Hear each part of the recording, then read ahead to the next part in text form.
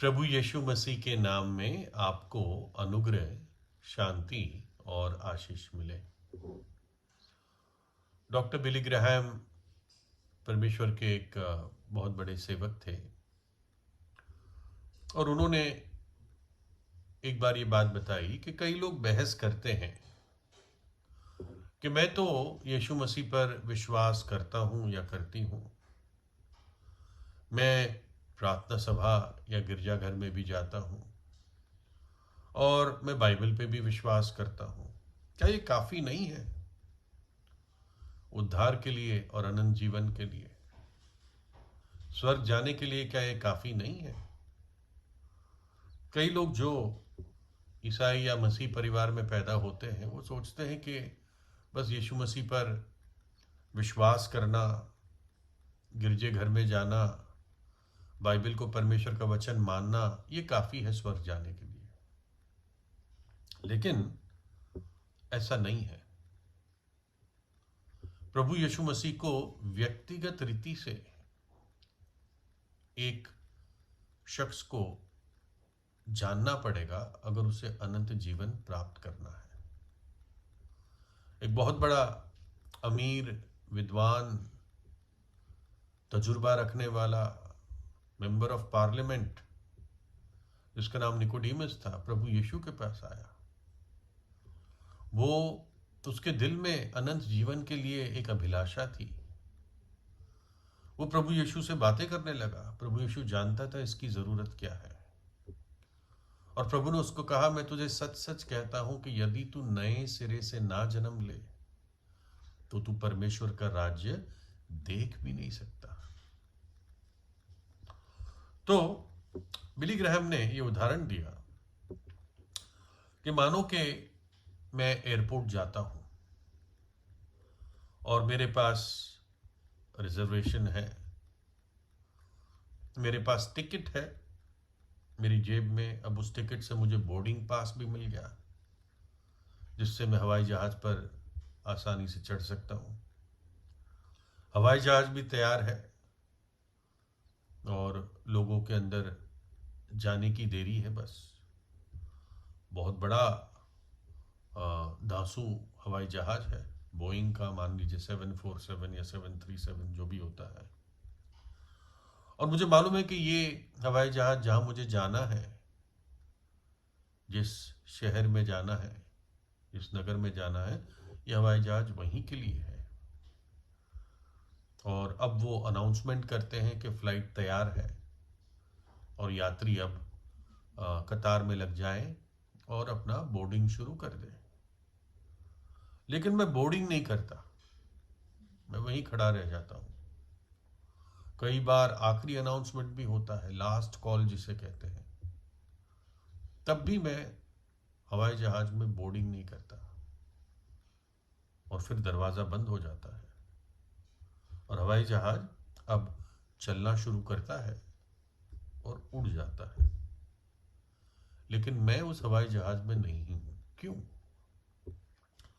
सब कुछ था, टिकट थी, बोर्डिंग पास था, हवाई जहाज सही था, सही जगह जा रहा था, फिर भी मैं क्यों नहीं जा पाया? क्यों? क्योंकि मैंने उस हवाई जहाज में चढ़ने की कोशिश ही नहीं की। जो भी कारण मेरे मन में रहा हो, मुझे उस कतार में लगकर उस हवाई जहाज के अंदर जाना था, तभी तो मैं जा पाता, है ना। बहुत साधारण उदाहरण है लेकिन इसमें बड़ा सत्य है। आप परमेश्वर पर विश्वास करते हैं, यीशु मसीह पर विश्वास करते हैं, बाइबल पर, कलीसिया पर, गिरजाघर जाते हैं, लेकिन आपने अभी तक प्रभु यीशु मसीह को अपने हृदय में व्यक्तिगत रीति से नहीं बुलाया। आप एक आम तौर से उस पर विश्वास करते हैं, है ना, लेकिन अपने आप को अब तक उसके हाथ में समर्पित नहीं किया। और बाइबल परमेश्वर के साथ एक व्यक्तिगत संबंध के बारे में बात करती है। जैसे थोमा जो प्रभु का शिष्य था, उसने कहा, मेरे प्रभु, मेरे परमेश्वर, यीशु मसीह को कहा। मेरे प्रभु, मेरे परमेश्वर।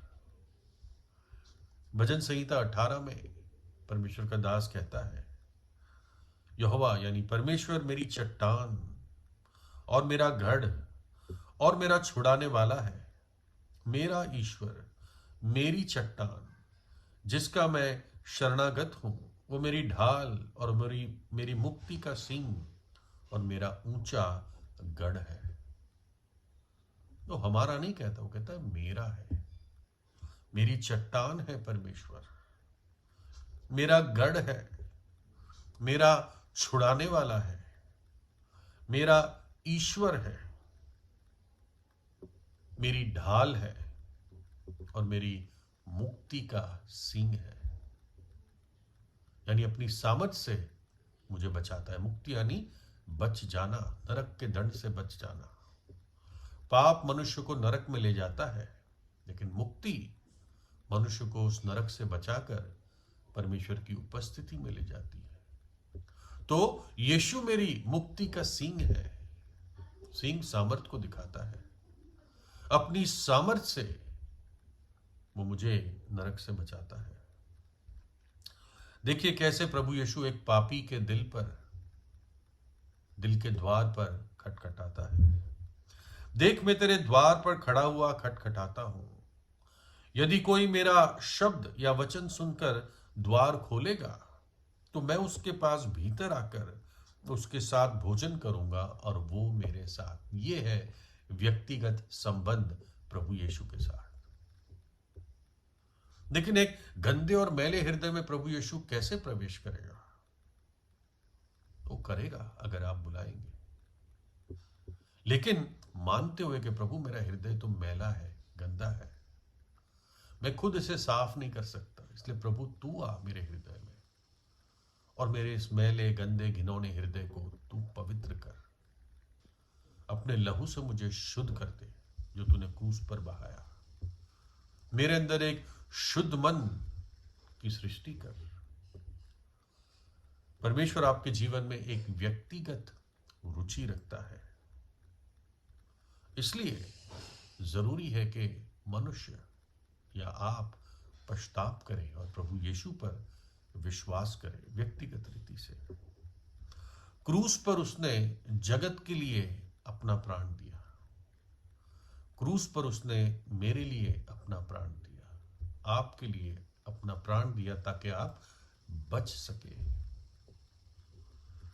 पौलुस प्रेरित जो एक प्रभु यीशु का विरोधी था, जब प्रभु यीशु ने अपना दर्शन उसको दिया, उसने भारी पश्चाताप किया और परमेश्वर ने उसे अपना सेवक बनाया। और वो कहता है, परमेश्वर के पुत्र ने मुझसे प्रेम किया और मेरे खातिर अपने आप को दे दिया।